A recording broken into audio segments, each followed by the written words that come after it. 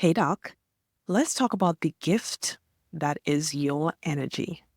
And I want you to start thinking of your energy as a gift, because when you think of it that way, you will stop giving it away so freely. And that is one of my main goals because it has brought me so much peace when I have decided that no, I will not give you this gift because you are undeserving. Not you who's listening, but you, somebody else. And peace is what we all deserve. So this usually comes up for me when it has to come to social media. And before I would scroll past a post, know that it would trigger me, and then still go and read it and read all the comments. And I had to take a step back and be like, why are you doing that?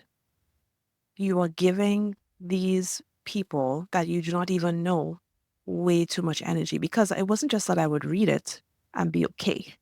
I would read it. I would want to comment. I would start typing the comment and then read it over and be like, I probably shouldn't put that. This is too angry. Then I'm like, well, no, I should say something because, and that's a lot of energy for a Facebook post, right?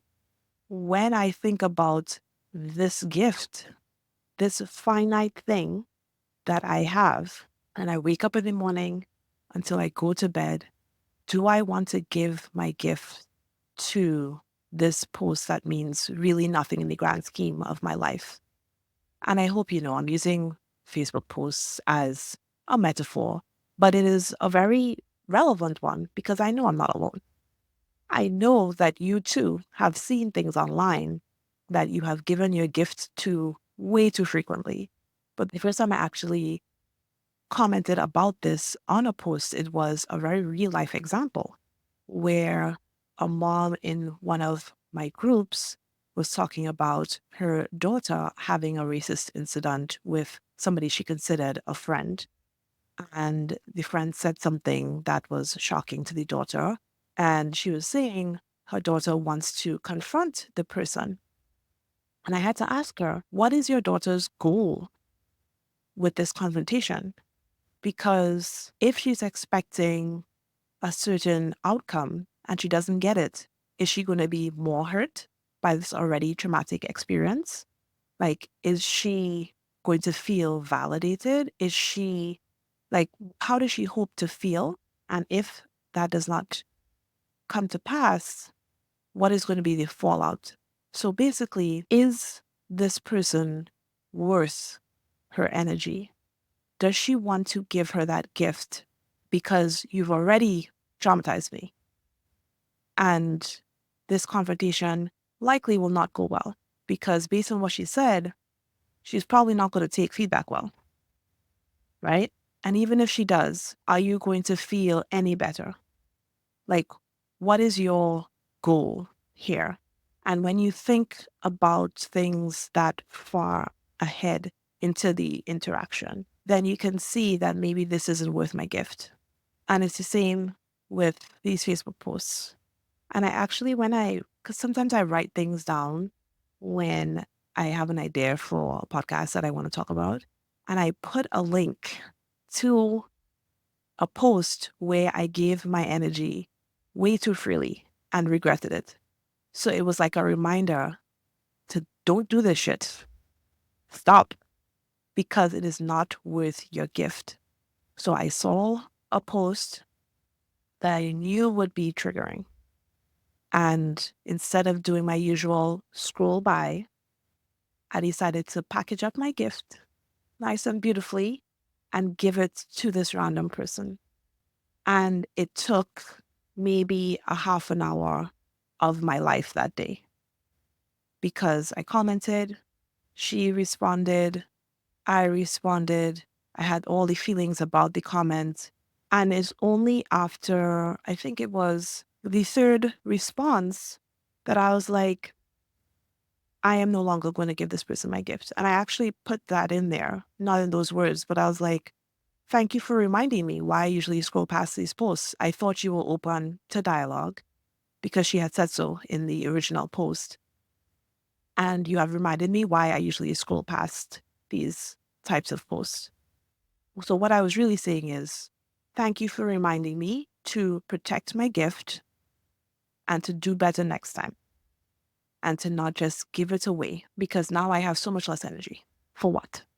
Now my kids get less energy. My husband gets less energy. Everything that I have to do today gets a little bit less.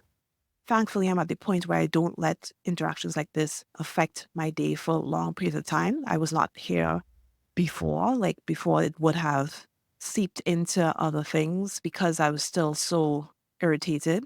So thinking of it in this way helps you protect it. So of course your energy isn't finite in that way, like you can measure it and it starts at this level and it's not.